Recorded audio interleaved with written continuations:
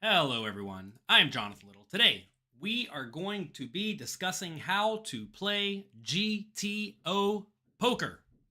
Very, very excited to present this webinar to you. We're going to be going through a few aspects of our brand new program, Peak GTO.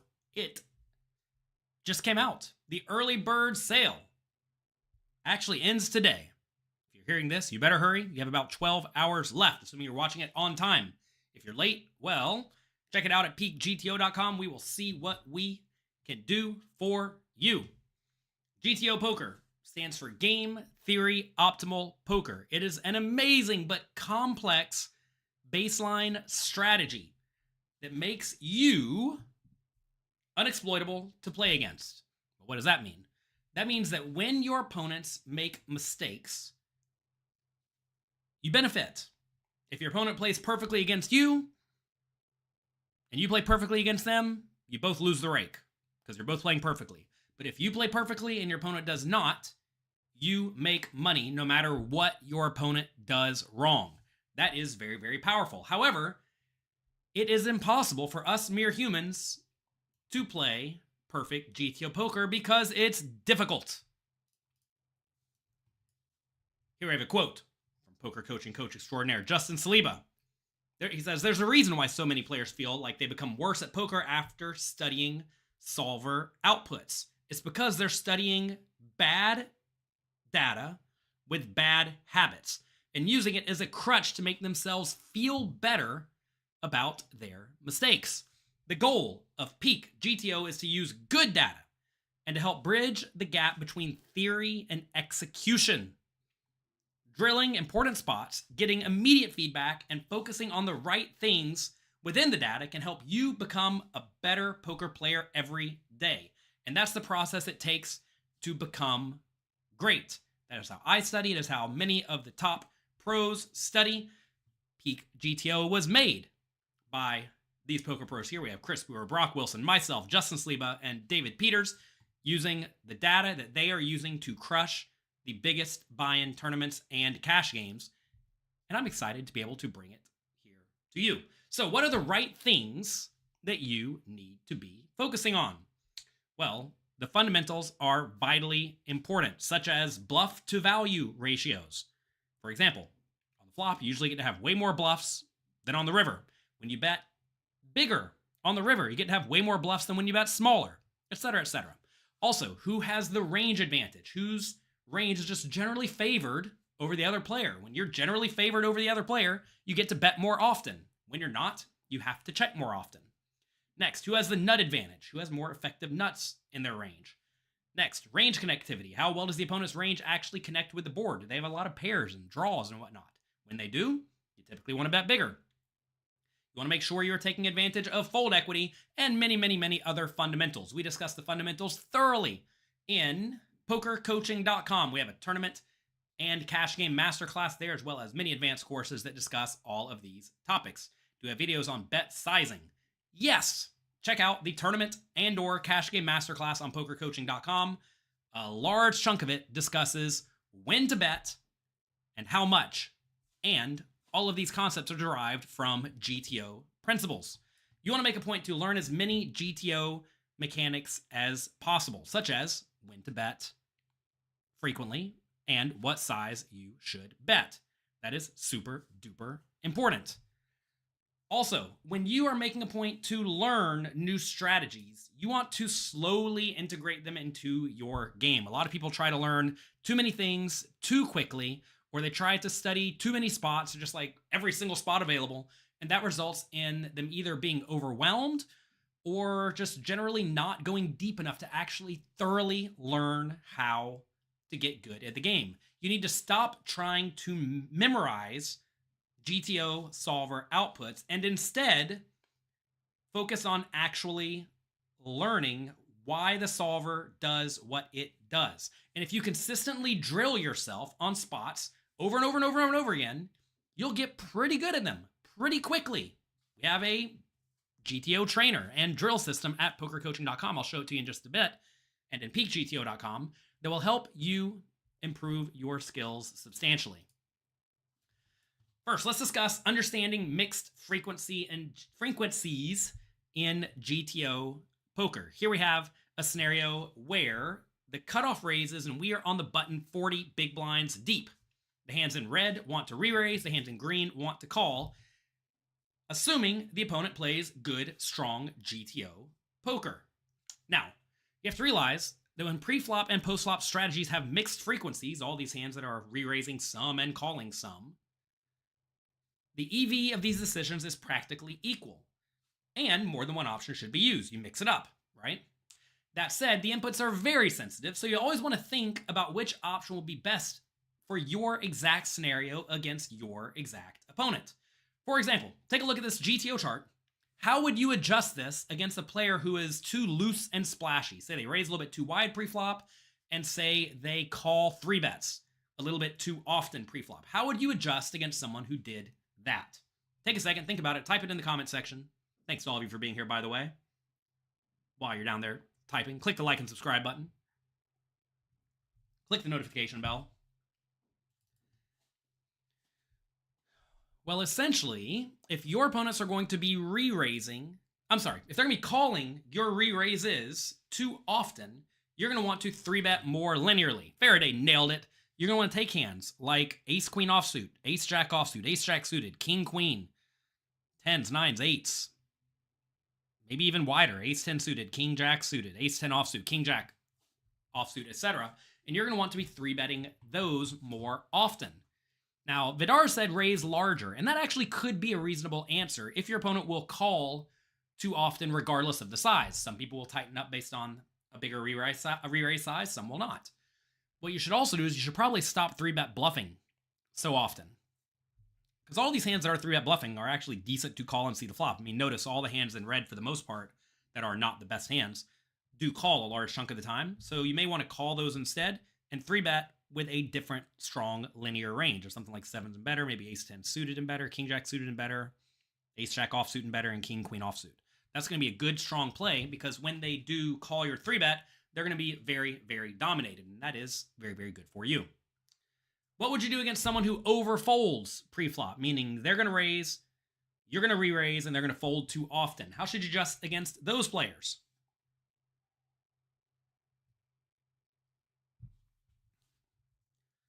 Well, depending on how often they overfold, you're going to want to 3-bet more often. A lot of these hands that are already being used as 3-bet bluffs can be 3-bet bluffed even more, but you can also 3-bet wider with stuff like ace-8 offsuit, king-9 offsuit, queen-9 offsuit, jack-9 offsuit, 10-9 offsuit. All of these hands may become very profitable bluffs against your particular opponent if they fold too often to 3-bets, or if they call too often and then check and fold too often on the flop. What do you think about 3-betting to a smaller size? Because many players have timing tells. I don't know what sizing has to do with timing. Now, if you think that your opponent's small raise size indicates weakness or something like that, then maybe. I mean, I don't know why sizing and timing go together necessarily. You have to realize that some people have very, very clear timing tells. Maybe they wait 10 seconds before they raise and they have nothing and they raise immediately with their good hands. Or maybe they do the opposite. If you can find people who do make that mistake, you certainly should take advantage of them. If you know your opponent's range is weak for any reason, you should attack it with aggression. But notice, we're not just trying to play this strategy. I'm not saying look at the GTO chart and do what the GTO chart says all the time. Obviously, you need to make a point to adjust your strategy to take advantage of what your opponent's doing correctly. Never let mixed frequencies, which is very often what the solver will give you, be an excuse for not thinking critically about every spot that you play. A lot of players load up a GTO solver, they see that they could make a play some portion of the time, and that is used as a crutch by them for them to punt off 40 big blinds with a computer hand, a spot that says, oh, you gotta call, your hand's too good. But that's not a good play if your opponent, for example, will never 3-bet bluff before the flop. If they never 3-bet bluff before the flop, don't 4-bet all in nearly as often with your garbage, right? Realize that solver outputs are very sensitive, and that's why it's great to use them as a baseline. But you have to think. You have to constantly consider how to deviate from the GTO strategy while still using good, strong game theory optimal principles to guide your deviations. So what I want to do is I want to go through a drill of the day. Every day on Peak GTO, we upload a new drill. We're going to load up one of these. I have not watched this yet. It's by poker coaching coach extraordinaire Justin Sliba. And we are going to see what he does in this spot. Hopefully it's not too loud. Hopefully it works. Haha. Building turn probe strategies. Here we go.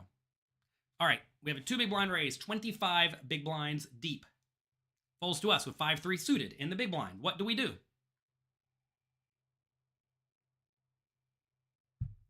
Feel free to follow along.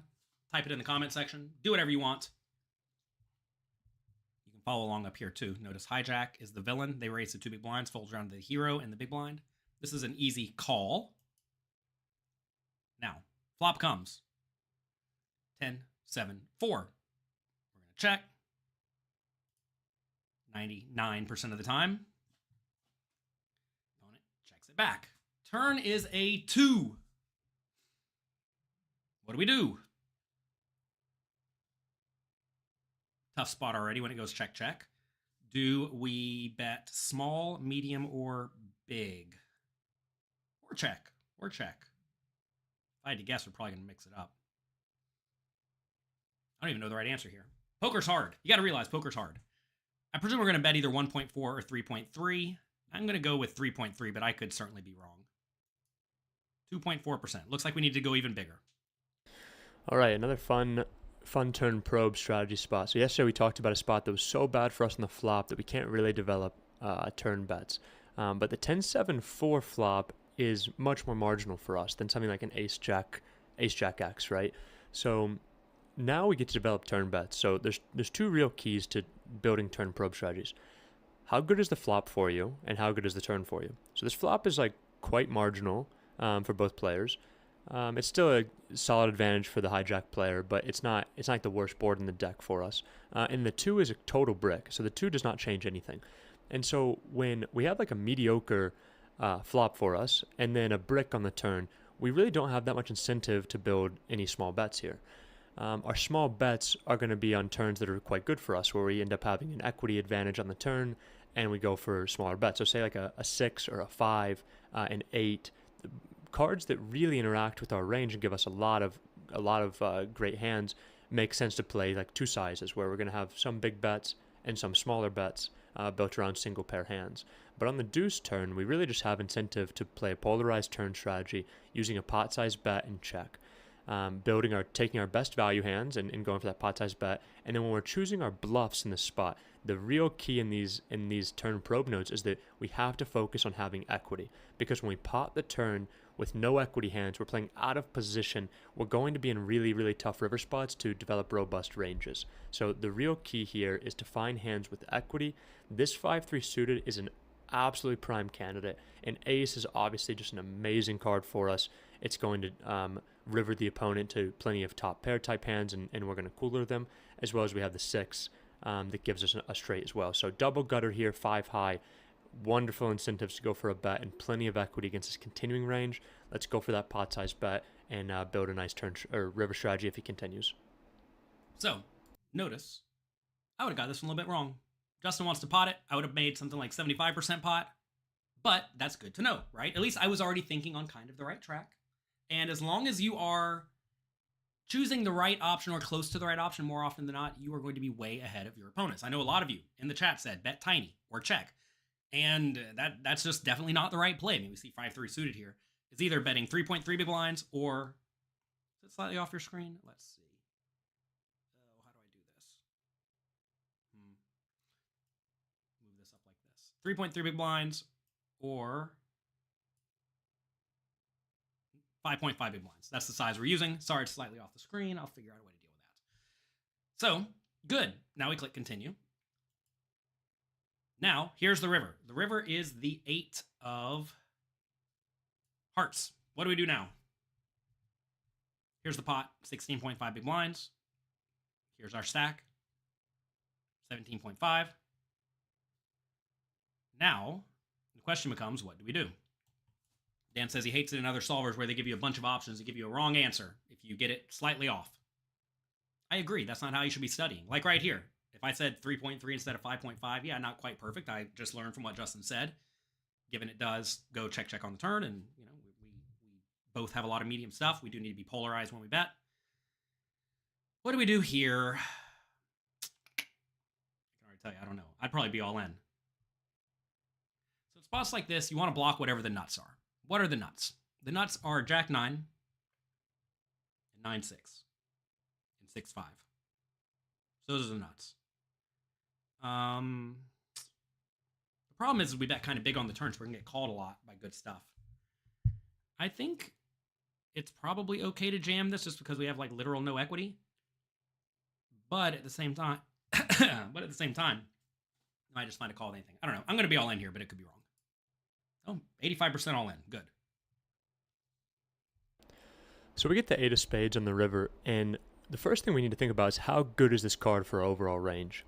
And if we think about how the 8 interacts with our overall range, it's an exceptionally good river card for us. We rivered offsuit straights, offsuit 2 pairs. We have massive asymmetries with the opponent in multiple portions of our range, way more single pair hands, less just random high cards that reach here. And so the 8 being such a good card for us, that's going to tell us how aggressive we can be here. And when you get a river that's quite good for you, your betting frequency, your river aggression frequency should be exceptionally high. And when that's the case, we get to bluff at a very high clip. So I think that a river like this leads us to having 2 pretty clear strategies. One, very large size, pushing that asymmetry in the top end of our range, saying, hey, we have more straights than you, we have more great 2 pairs than you, we want to go for a big size with those hands. And then a block size, and that's going to be built around our single pair hands like a 7 and 8. Hands that are still worth some amount of value but aren't worth super large amounts of value. And when we are building a 2-size strategy and we have a hand like 5-3 here, we need to think about, okay, how does this bluff fit into our range? Which bluff size should we go with here? So we already know we want to be aggressive on this river, so we need to be bluffing a hand like 5-3, but which size do we choose? And the thing is that blocking here and going for a all-in size are both profitable, but the all-in size is going to be more profitable than the block size. And when we're deciding what size to choose with our bluffs here on the river, the way that I think about it is that the better blockers you have, the more unblocking of folds your hand does, the more it can go for a huge bet size. So if you have a hand like King Queen here on the river, if you have King Queen high, you don't have very good blockers. We want him to fold Ace King off, Ace Queen off, some of those King and Queen type hands, high card hands on the river, and we're blocking those. And so when we have bad characteristics like King Queen, I'm always going to fit that into my smaller block size. And then like a hand like 5-3, it just has quite good properties. Even though you block a couple of folds with the Ace 3, Ace 5, maybe a little bit of pocket fives, overall we're unblocking all the high cards that we're expecting to fold. And so it's going to fit. I would consider it a good bluff candidate. When it's a good bluff candidate, I'm going to fit it into my largest bet size. When it's a mediocre or somewhat bad bluff candidate, like that King Queen off, I'm going to block that hand on the river and just try to target just a few hands that are better than mine to fold. So 8 of spades, great river card for us, high aggression frequency. We have 2 sizes to kind of choose from when we bluff the 5-3, right? When we put it into the category of, okay, I think this has good properties as a bluff, let's pick that larger size and go for the all-in bluff here, and just hope the opponent finds the snap fold on the river. Yeah, so a very important point here is that the opponent, well, look at our range here, right? Our range is so good. Let's see if this will take this over here. Study the spot. Some of you are asking questions. With any luck, this will function properly. When I'm streaming, it screws up the internet sometimes, but hopefully it'll work. All right, let's try this again because it decided to put us over here. Let's click on 20 big blinds. And in this hand, the hijack raised, folds around us. We call with our 5-3 suited. As you see, we call our 5-3 suited every time. Flop comes. Slow down over here. 10-7-4. Check, check. Turns to 2. What I want to look at is right here. After it goes check, check, I want to see what we need to be betting big with. So notice, and this is a spot that I initially said I would have bet 3.3. Notice 3.3 is used some, right? But the bigger bet size is preferred. So say we do bet big. So a lot of you are saying, like, what is the opponent going to call our turn bet with that will then fold to a river shove? That's what some of you are thinking. But notice the opponent should be calling the turn with like ace high, right? Notice ace king, ace queen, king queen even. They have to float the flop float the turn pretty often. Ace 5, ace 4, ace 3, ace 2, 8 7, right? Jack 8. They're going to be calling the turn a lot. So they call. Then the river's an 8. And on the river 8, we need to be jamming a ton. We simply need to be jamming a ton. So when we go all in, a lot of people are looking and saying, well, what are they going to fold? And look, they're folding all ace high, king high, if they have it. Notice ace jack finds a hero call. Do you think your opponents are finding a hero call in the real world? I would say probably not. Notice ace 9 suited calls if they have it. Most people don't do that. Ace 5 folds, of course. Ace 4, do you think your opponent's just going to call it off with the ace 4? Probably not in my experience. So this is a spot where I think, if anything, most people are going to overfold to the river shove. So when you're looking at these solver outputs, you don't want to just necessarily think, what do I do in GTO world? You want to think, what do I do against the strategy that I think my opponents are going to use? Now, in this spot, if the GTO solver said that they should only call with like top pair and better, well, I think they're going to call more than that. So that should make me bluff less often than the GTO strategy recommends, right? But this is a spot where, if anything, I think people are going to fold a little bit too often. So we're going to be more inclined to jam. So Faraday's trying to get bogged down on tiny percentage differences between one suit or the other. Don't get too bogged down in that. Typically, it has to do with which flush draws the opponent could have on the flop or backdoor flush draws they could have on the flop. We're not going to get bogged down on that today. How big is the difference between multi-table tournament and sit and go strategy? Very different. They're different games. In sit and goes, you need to get in the top 30% of the field. In multi-table tournaments, you need to get in the top 1% of the field. It's very, very different. So this is a spot where, if anything, we need to overbluff. So everybody who sat on the river, you don't have anything, you should check, probably are making a pretty big mistake. Because notice the 5-3 is going for it every single time. Okay? Notice 6-3 is going for it as well. These two bluffs down here, the nut low, are going for it every single time. And if you're not, you're screwing up. And I don't want you to screw up. I want you to learn. Let's see. I was told there's another drill of the day that's good. Let's go through another drill of the day. This one will be by me. Number 12. Playing marginal hands from out of position. Oh boy, here we go. Cash game hand.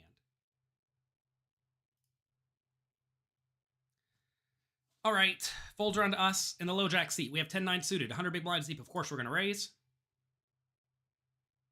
10-9 suited is the nuts, 100 big blinds deep. Button calls. We're out of position. What do you want to do? Pair plus backdoor flush draw plus backdoor straight draw.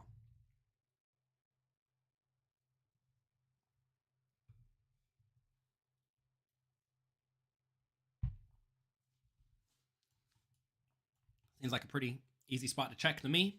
From out of position, you have to do a lot of checking in general. Check raise, I do not think so. Check, 64%. In today's drill of the day, we raise it up with 10-9 of clubs, playing 100 big blinds deep in a cash game from the low jack seat. The button calls, everybody else folds. It comes jack 10-5, one club. This is a spot where both checking and betting are fine options. If you do bet, you can go for a small bet, and I think that's what I would do a large chunk of the time, even though the GTO strategy is to bet 2.2 big blinds only 35% of the time.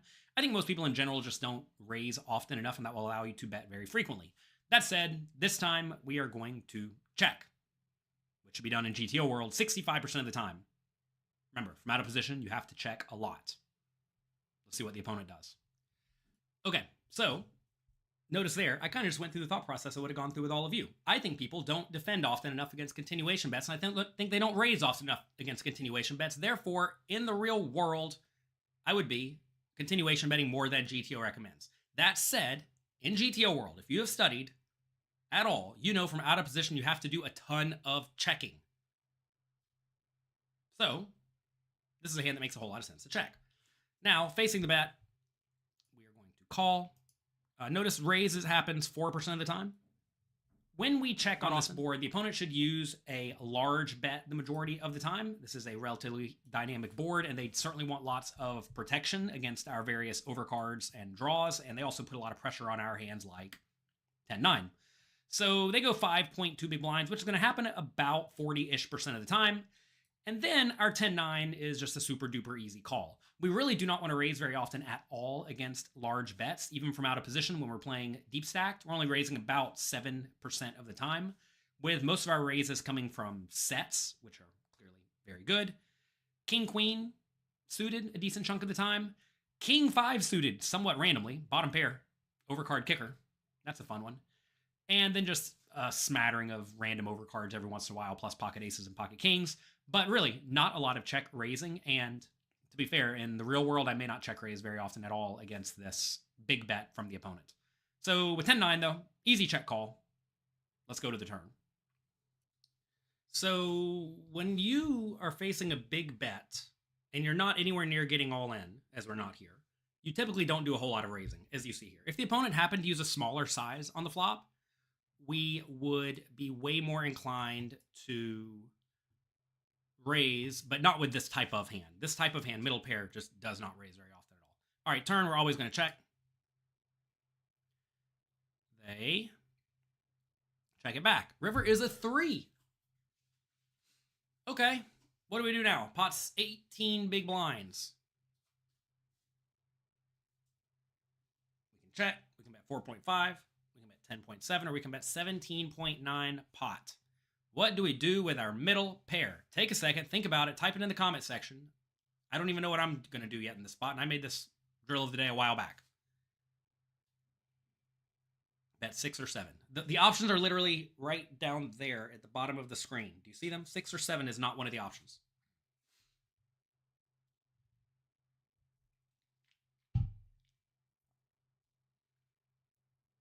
Is this good enough for half pot? It's close. It's close. Check and call. No. Check and call is going to be too weak. I think 17 is definitely too big. It's either 4.5 or 10.7. I think, in my mind, the call it safe/cautious route is 4.5, but I know GTO pushes it a little bit harder than I do in spots like this. So I think I'm going to go 10.7, but it might mix. It does do 4.5. The turn is the 2 of spades. Notice the checks, and they check it back. The river is the 3 of hearts. And now we have second pair, which is probably good. And when it does go check on the turn, very often you can go for thin-ish value. And with your hands that are obviously for thin value, like second pair, no kicker, you're going to find that a smaller bet is very often preferred. GTO goes for a bet 80% of the time, but 25% of the time total, it is going for 4.5 big blinds with a lot of medium strength hands, mainly 10s, pocket 9s, pocket 8s. It's also mixing in some super nut hands with pocket 10s, which is obviously really, really good, as well as a few bluffs, mainly with king, queen. So this is a spot where we will go small a lot of the time, making sure your range does contain some super nuts that are, of course, never going to fold. This time we go 4.5, and the opponent makes it 18. What should we do? Notice ace 10 is good enough to go for the 10.7 big blind bet. Lots of jacks can go for that size as well. So it looks like our 10-9s is a little bit too weak. Notice it is mixing again. Fine. So what do we do against this 18 big blind raise?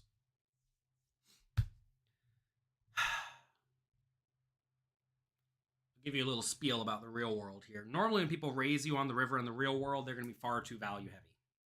They just don't bluff enough. They're just going to think you have it.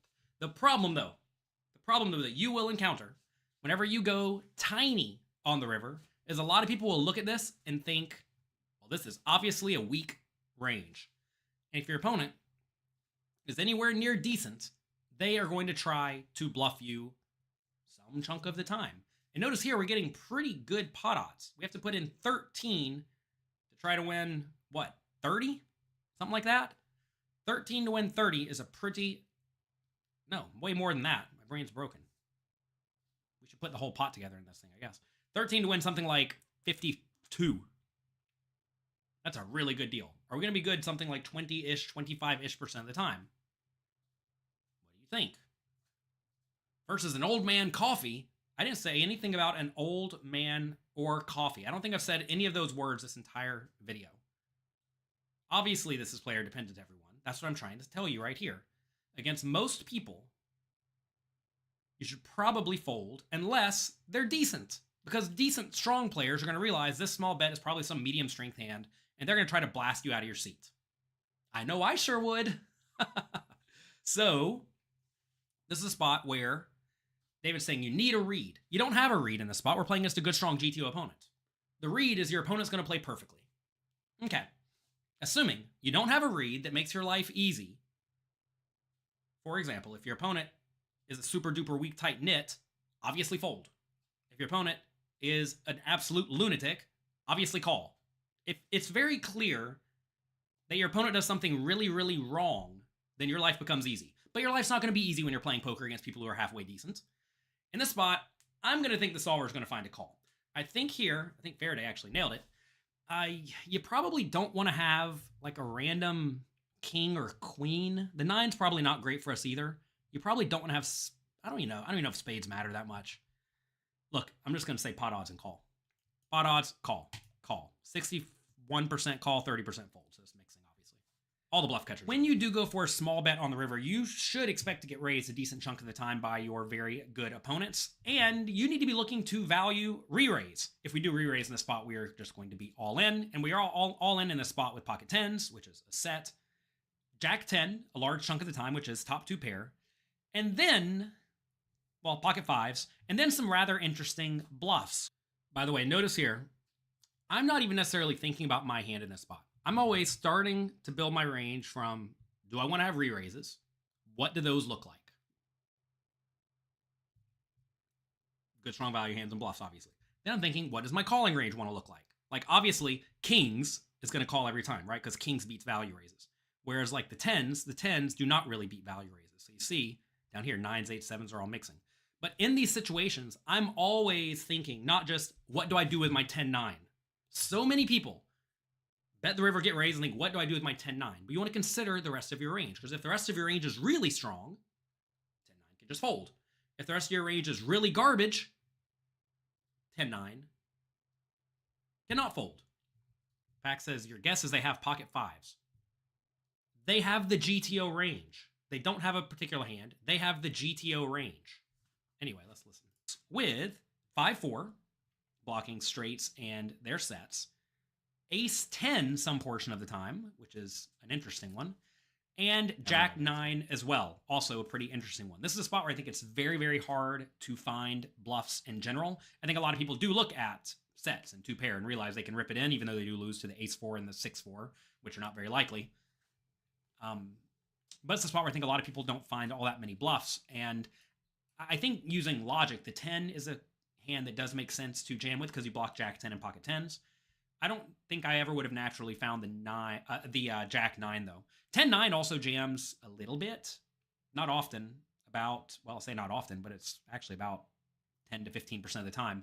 So 10-9 suited is ripping it all in as a bluff a lot of the time. Notice here, whenever I was in the spot making this, I was thinking, like, obviously 2 pairs shoving, right? So what bluffs do I want to have? And the answer is you want to block your opponent's calls, right? So what hands are going to auto call in the opponent's shoes? Well, sets, right? So that is why you see like jack 9 and 10-9. I suppose ace 10 ripping it in some portion of the time, as well as 5-4 down here, blocking the ace 4 and the set of 5. So this is a spot where, even though I don't think a lot of you thought we were going to get to this river thinking, should I be betting tiny with my 10-9, getting raised and then ripping it in? That's where we found ourselves, right? By studying GTO. Now, you may say, when my opponents raise, they're always way too strong on the river. Put yourself in their shoes, though. Imagine they do raise you on the river with their ace jack or king jack because you bet tiny on the river, they went for value. And then you just rip it in their face for 100. Are they going to call? I don't know. Some will, some won't. Now, the question then becomes, which hand should you call with?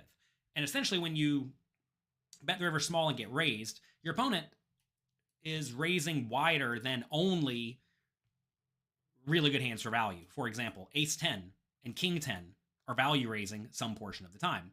So when they raise, you can't go around folding a jack. So all the jacks are calling. The question becomes, do you call with some 10s? And 10s are mixing. So when you're playing in game, you want to ask yourself, will my opponent overbluff or underbluff in this situation? Just to be clear, hands they should be bluffing with include some ace queen, ace king, king queen, ace 3, ace 5, right? So they are getting after it a decent chunk of the time. If your opponent's not going to take ace 5 and ace 3 and bluff them, they're just always going to fold or call, then you should be way more inclined to fold your bluff catchers, which is basically every 10. If they will find lots of bluffs, though, or turn medium strength made hands into bluffs, like, to be fair, the ace 5 and the ace 3, maybe ace 2 if they have it, then you definitely want to call. So as your opponent is more inclined to find bluffs, you should be more inclined to call.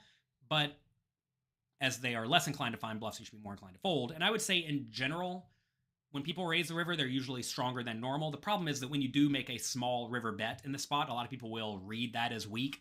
And if they are fighting strong, battling players, they will go for the bluff raise with a whole lot of stuff they don't think can beat the medium strength value hands, like a bad jack or a 10. And if that's the case, you should be pretty call happy. So there are plenty of games where I'm going to call every time here, and there's also plenty of games or against plenty of opponents where I'm going to fold every time. So always account for your opponent's tendencies in this spot. But GTO does mix between all three options: all in, call, and fold, with calling being the one that's used most often. Cool stuff. So we have lots and lots of drills of the day over there.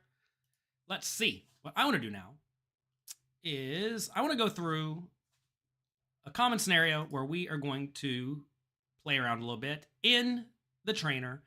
Let's play low jack versus a button 25 big blinds deep. Notice we have a lot of common spots. We have scenarios for specific boards, common cash game spots, tournament spots, etc., etc., etc. I, in this scenario, want to play around with this. This is a very, very good way to go about training yourself and testing yourself. So let's do it. We're going to raise it up with a 10-9 suited. We're always going to get action from the button. Okay? These are going to be hard. I'm going to get some of these wrong because 25 big blinds from out of position is difficult, believe it or not. So here we are. We raise it up, 10-9 suited, out of position, comes 5-3-2. Do we attempt to bluff this? I'm going to tell you, I don't know. Poker's hard. I'm going to do my best. I got to imagine we can bet this one some portion of the time. Medium. Dynamic board. It likes smaller. It's okay. Small bet's fine. If we get jammed, we can fold. Fine. Good. Notice, though, it checks a lot of the time. You will know from out of position. Let's just pull this over here. You can go over here and pull out that last hand. Just want to show you how often you should be checking in these spots real quick. Assuming it'll load up for me. Please load up for me. It defaulted to 100 big blinds again. Come on, program. Come on, program. Stop defaulting to 100 big blinds. Here we raise low jack, button, calls, folds. It comes 5-2. Okay. Notice what we're supposed to do here. Notice a lot of checking. Now, David said check range. A lot of people in this spot do check range. However, you do need to hit the bets. And notice, in this spot, front door and back door flush draws kind of like to bet.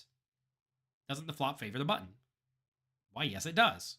However, recognize it's roughly 50-50. So when it's roughly 50-50, we're going to be betting polarized with our best made hands in our draws. Is 10-9 of diamonds a quote-unquote draw? And I thought it'd be mixing. I'm trying to take the aggressive route, though. And it looks like the smaller size is used, probably because there's already nut available on the flop that the opponent could reasonably have. Anyway, cool stuff, right? Now, let's say on the flop, ace-9-4, we're going to check 88% of the time, or bet tiny. We check. They're going to mix it up. They go check, check. Do we bet the turn? I don't know. Check or bet small. Let's check it again, 90%, or bet small. Fine. If they check, check again, we'll probably value bet the river. 9 river's kind of rough. They're going to check it back with some 9s, but I think we can go for value, probably 3.9. That might be too aggressive. Or all of these chip EV spots. They are currently. We will be adding ICM spots soon. It looks like it wants to go 1.6. I would have gone a little bit too big. I would have been greedy. And they rip it in my face as punishment. Now again, what do we want to have here? What do we want to block? We want to block 9s, right? So what hands have a 9? Well, take a look at this over here, right? If we go back to the opponent's preflop range, we want to block their 9s. Is there a particular card that blocks the 9s? Notice kings does. Notice the ace is already blocked. Weird spot. Interesting spot here, right? We unblock all the value. You think they're jamming a random ace? Like right here, I think our king kicker is actually kind of relevant. Our kings block king 9, right? It'd be nice if they had like king 9 offsuit or something. But notice here, they don't have a whole lot of 9s. I don't know. I suppose fold's the right answer, but I would not be shocked if this calls some portion of the time. It is fold every time. What I want to know is, what do we call with? Looks like this 25 big blind may be defaulting to 100, which is annoying. Oh, no, it's going to work this time. That's good. What do we call with when we bet the river and get jammed? You can click right here to show full cells. Looks like just some ace X. So it looks like we just don't have to call very often because they made it so big, right? On the river, say we did bet small. Actually, I want to look at two different things. Say we do bet 3.9. What are they jamming? You can click here to see the hands they're shoving. All the 9s, some bluffs here, some bluffs here, some bluffs here. Cool. Cool. If you're having any issues with peaks, send an email, support@pokercoaching.com. What if we bet 1.6? Notice they should still jam roughly the same range, right? And if they do jam, kings is going to do a little bit of mixing between calling and folding. Against the 3.9, when they jam, we just fold them because our range is stronger when we bet bigger. Okay, makes sense. I'm always trying to find hero calls. In the real world, just fold. We raise, they jam us, we fold, of course. Raise again, a7 suited. They call, king, queen, 8. Horrible flop. We are going to have a lot of good stuff on this board in general, but I think here we just have to give up. Oh, look, it does want to bet small. That's fun. I guess this is so bad we can bet, and we have so many good hands that we can bet. Do we bluff turn? I got to presume we'd rather have a draw, but I wouldn't be shocked if they want to bet. All right, it wants to bet again sometimes. All right. Check, check, check, check. Still check. Now it wants to bluff the river, so I would have played this one way too passively. Let's take a look at this one. These are spots that are really hard to find because you're out of position, so you shouldn't bet all that often to begin with. But then also, you just have a really crap hand. And the thing is, when the king is on the flop, the ace becomes the reasonable bluff candidate. So if we come over here, notice it does want us to bet very often on this board just because notice we have all the good high cards, right? And I knew that. I got that. I was thinking that the ace-7 might just be, like, notice ace-7, ace-6, and ace-5 are just doing a whole lot of checking. So I guess I'm kind of in that vicinity. But we should just bet more often. So it does go check, check, though. On the turn, it wants us to bet a lot again, just with our total trash hand. Then on the river, it wants us to bet again, just because we don't have very much garbage at this point. Cool. I would have played that one too passively. King 8 suited, raise it up. A lot of people don't raise a king 8 suited, but you should. Medium or small, either way. Wants us to check a lot on this one. Okay, fine. Again, out of position is hard. We bet small, they called. On the turn, do we keep betting? Probably. Looks like it wants smaller bet size. Again, out of position is hard, everybody. Told you I'd screw up a lot of these. Nut on river, of course, all in, although it does like mixing it just to protect the rest of the range. Fine and good. Check the ace-6-2 with the 10s. They bet small, obviously call. By the way, check call here. You can't just go around check folding pocket pairs. A lot of people think, oh, ace on the flop. You got to check and fold. Can't go around checking and folding. Turn queen, I think we can fold to a kind of big bet. 50-50 between call and fold. If we do call the turn, do we call on the river? A lot of people want to know that. Let's take a look. I can already tell you you're going to fold on the river if they jam. But let's see. just to confirm. So on the turn, I want to know, is the opponent betting with roughly this range on the turn? Or are they value betting too frequently? Or are they bluffing too frequently? I think most people value bet a lot of their ace-x more often than GTO does in the spot. Notice GTO is actually checking a decent amount of ace-x, right? So I think most people don't do that. Do I think they're betting with 9-7 of diamonds on the turn, and 8-7 of diamonds, and 8-7 of hearts? Probably not. So against most people, this is a spot where, if anything, I don't think they're bluffing often enough, right? So when they do bet 5.8, I should overfold compared to whatever GTO says. So I'm obviously not going to around fold the top pairs. But notice aces, or kings, jacks, and tens are mixing, right? And these are hands that I think I would want to fold in the real world to account for the fact that I don't think people are playing GTO.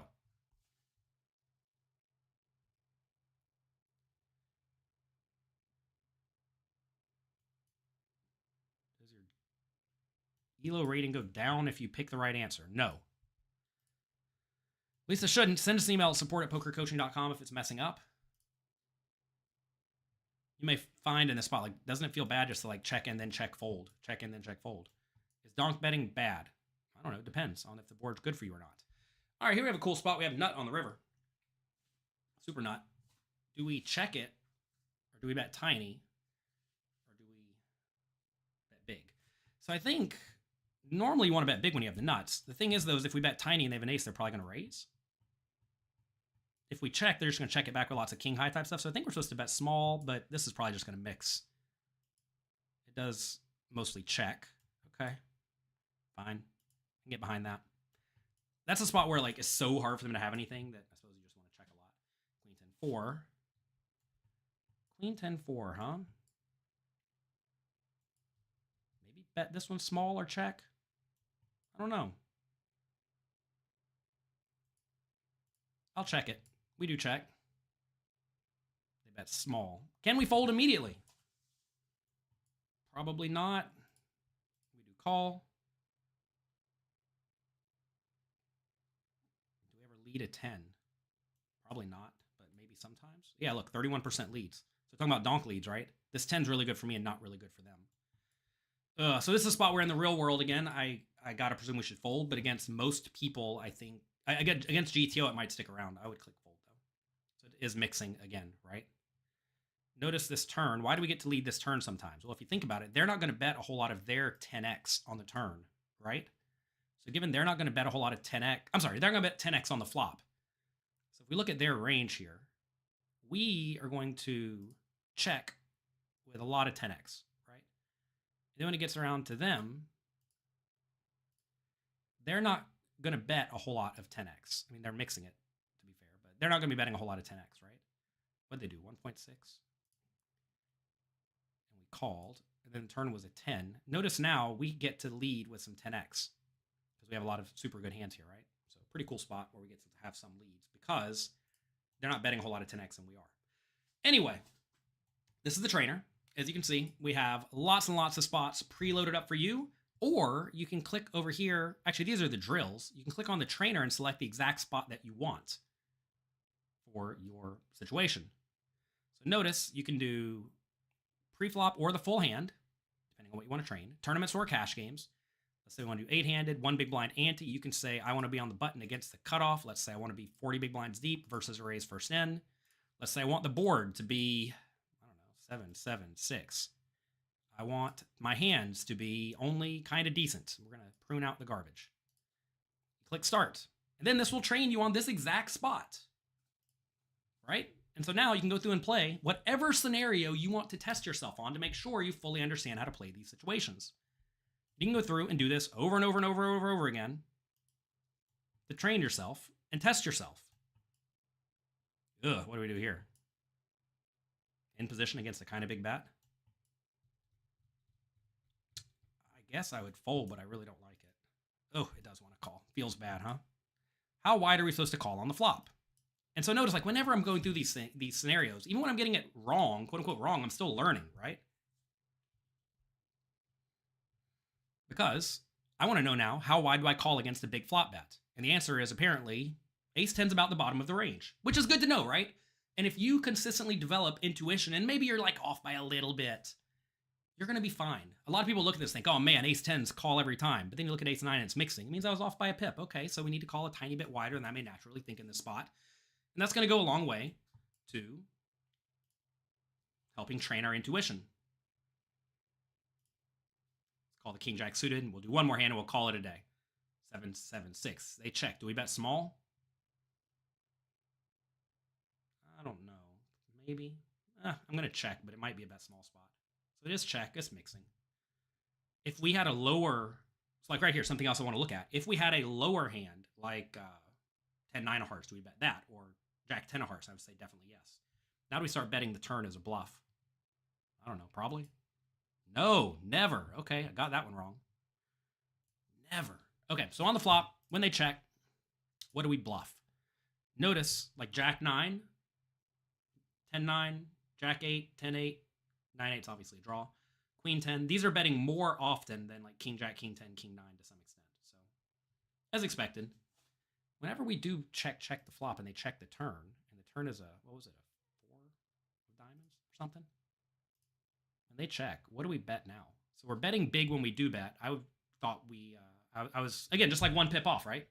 And again, if you're 1 pip off, don't beat yourself up too much. But this is the kind of thing you want to be training and you want to be studying. Like in the spot I figured when it did go check, check, we need to be bluffing the turn a lot. So what is a lot? And I figured it'd be these hands. Like obviously, the question is does it peak up into King 10, King 9, King 8, King Jack, Queen Jack? And I didn't know. And that is where you go about studying, right? And you can study and improve your skills. So that is Peak GTO. Check it out. We're having an early bird sale. It ends today.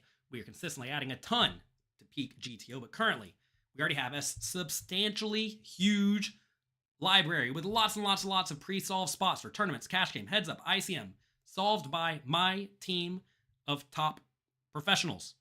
Also, we have the trainer. You can hone your skills with over 10 million unique spots. And I just showed you how you can go through and you can put in whatever spot you want to be training so that you can really, really, really nail down how to play situations that give you trouble.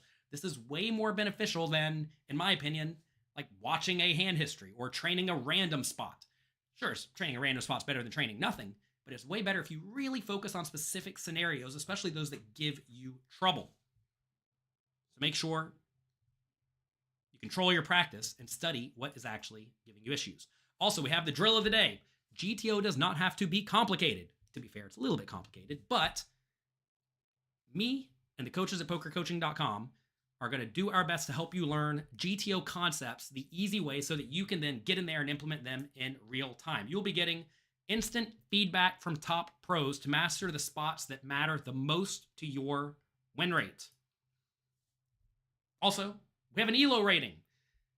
Recognize that performing well in the trainer will, to some extent, translate to the real world, and that will increase your rating and will help you rank up within the app. And if you use Peak daily and evaluate your skills, you will find that your ranking slowly trickles up because you're going to be getting more questions right than not. Now, you may get to a plateau at some point, kind of like an ELO rating at chess. Whenever you get really, really good, if you get a question wrong, it's going to hurt your rating a lot. And when you get it right, it's only going to help you a little bit. But the best players are going to have the highest ELO ratings. And if you get to the point where you have one of the highest ratings on the site, you can be confident that you are playing closer to GTO than your opponents. That's it. Check it out. PeakGTO.com. Today is the last day to get the early bird pricing. It's going to be the lowest price we are ever going to sell Peak for. So if you want to get in, now's the time. Good luck in your games. Have fun. If you enjoyed today's video, click the like and subscribe button down below. Click the notification bell. Thanks to each and every one of you for being here. Good luck in your games. Enjoy Peak.